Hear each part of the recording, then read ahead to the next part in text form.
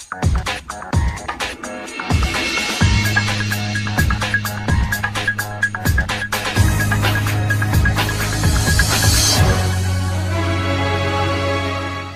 guys, it's me Noah coming at you with another video. This time I'm here doing not a deck profile really, but it's kind of a deck profile. I'm going to call this video Project Gadgets. Essentially I'm going to sit here kind of explain a couple of card choices that I'm making. Because I don't want to call this an official deck profile because this isn't something I think that I'm comfortable playing.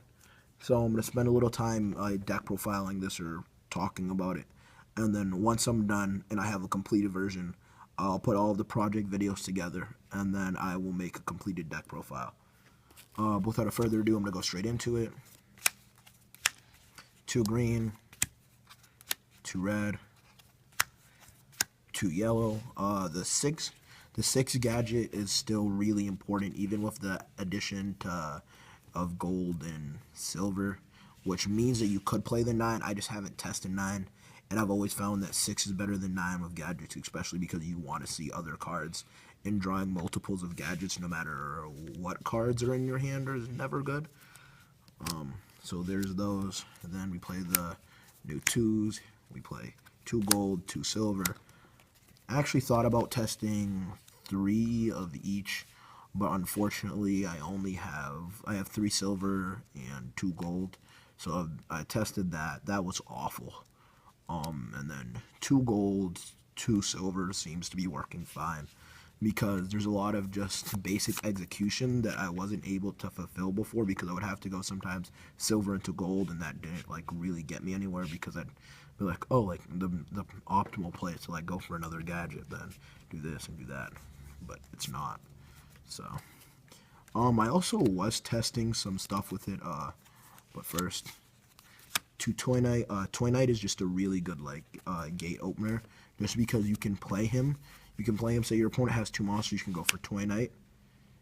Toy Knight effect, because it was special. You can special this Toy Knight, then you can go for the silver into gold, and then just do more things. Or you, even in that situation, you can overlay, look for a gadget, then go into the double summons.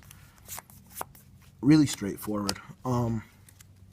Next, I play the kaijus, because kaijus right now, like, I personally don't enjoy kaijus, but kaijus is such a staple part to this deck because of the simple fact that I was running into a consistency problem where it'd be like, wow, I'm making really solid boards, but I was like, oh, but these boards are like breakable, because like once you break a board with gadgets, like it takes a turn to reset. So I'd rather just have like the kaiju play, and then I would like to be able to just go for a game after that. Card that I did want to test in the main, but I have not tested yet, is Wong Hu. Just because Wong Hu is like the only main deck answer to BA. Because I'm not playing a Nightmare outlet, so I can't make Nightmare, which is actually really problematic because when I was playing Pepe Heroes, I was super reliant on Nightmare. But I do want to test Wong Hu. Wong Hu just isn't officially in the deck yet. Next, we're going into the Synchron support. This is very weird. Quick Draw Synchron, Blow Up Bulb, Recover because it's a Psychic. I'm going to test E-Tellian here, haven't officially done it yet, but Recover is really good. I also play 1 for 1, and with Pendulum decks, this card's super dumb. We play the 1 Jet Synchron.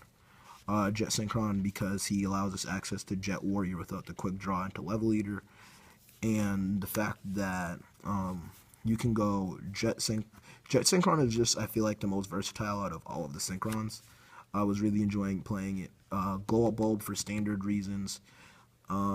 Quick Draw just because Quick Draw can become a level 4 with Level Eater, which means that I can exceed with it. On top of that, it allows me access to Jet Warrior if I don't have Jet Synchron and Excel Synchron.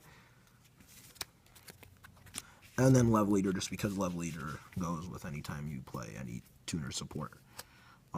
That's it for monsters. I haven't really tested anything else. Next, I'm going to go into spells. Really straightforward.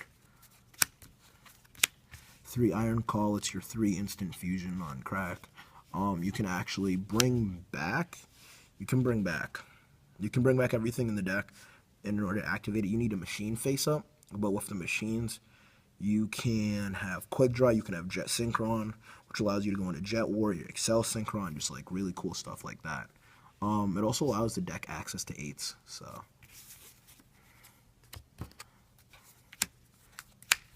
3 MST, I want to test Twin Twister.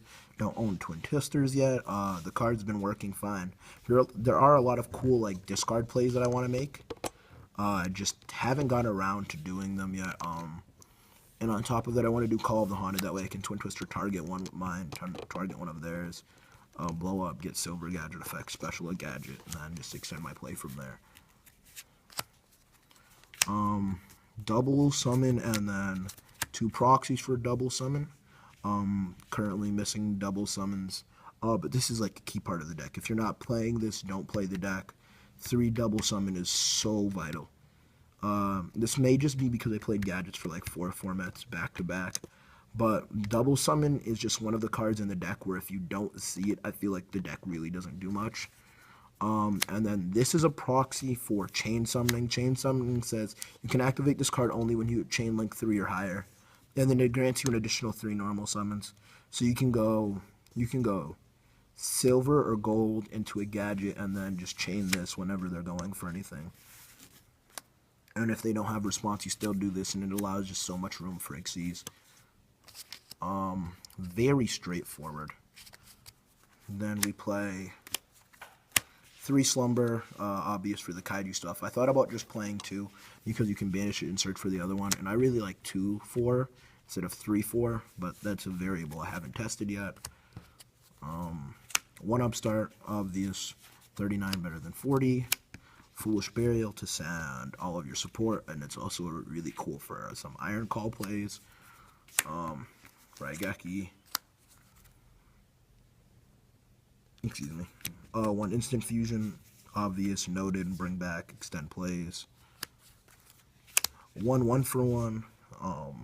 1-for-1 for the Jet Synchron, for the Love Leader, and for the Recover. We also do play Formula, so there is a lot of draw access. There's a lot of cool things you can do. And then last card we play is Tuning. I actually don't like Tuning in here, but when I was testing originally, I was having issues like seeing Quick Draw, because there's a lot of times where I was like, oh, if I see Quick Draw right now, I can make Quasar. So I added this just so I can make Quasar.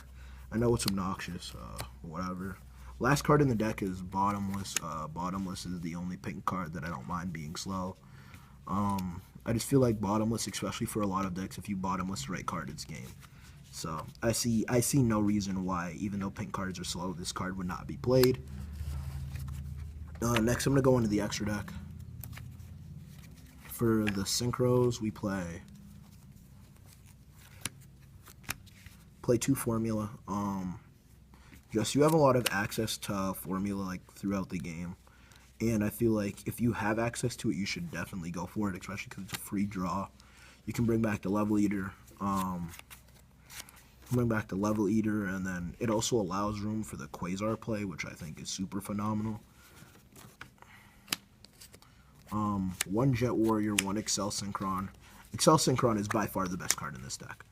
The simple fact that you can go, okay, Excel Synchron, send any card in my deck, and then either raise or lower the levels, so it allows it. It gives it so much versatility. I feel like Excel Synchron provides so much to the deck. Jet Warrior is also a free comeback, because if you're both grinding and you draw on one of your level 1s, you can send it to the grave to bring back Jet Warrior once per game. Jet Synchron also has the same effect. If I was playing Junk Synchron, I would do a lot more with these, but I'm not. Level 7 Ancient Pixie, just because Fire King Island is a dumb card. And then next for Xyz, well, I'm sorry, my last Synchro, Quasar. I'm not even going to explain that. If you can make Quasar in a deck for free, just do it. Then next we play 1 Dweller, 1 101, 101 Standard. Beats a lot of the meta. Then 1 Dark Rebellion, just because, yet again, before I was testing the Kaiju support, Dark Rebellion was really my only extra deck out because I don't own the Lightning, and even so, if the Lightning, I would rather Rebellion just because it keeps a number, and on top of that, Rebellion I just felt like was a stronger card in the end. And it didn't take up 2 extra deck slots, so 1 Gaga Samurai, 1 Rhapsody, and Berserk. If you've ever watched a deck profile of mine, you know what this does. It's 63 twice, you lose. I'm not explaining that. We play 2 GGXs just because GGX is the most important card in the extra deck. Excel Synchron may be the best, but GGX just allows all of those plays to be viable. So it's really important that you go into this at least once a game, maybe even twice. I don't play 3 because you don't ever get a chance to. The card's kind of slow because you have to search it and then you have to wait. 1 Carnagorian, just because I feel like with the BA spinning thing, Carnagorian being able to bounce another card was really good. I couldn't find my super version, so I'm playing this ugly common. And then last but not least, the Nodin. I was thinking about cutting a formula just because you can go for it, but like there are other options. I was thinking about playing the level 4 Darkfire or Spitfire, which is another level 4, so I can bump up the instant fusion and I could do more with my plays. But I haven't really actually tested much yet. I'm still testing things. This is Project Gadgets Take 1. Remember to like, comment, and subscribe, and I'll see you next week.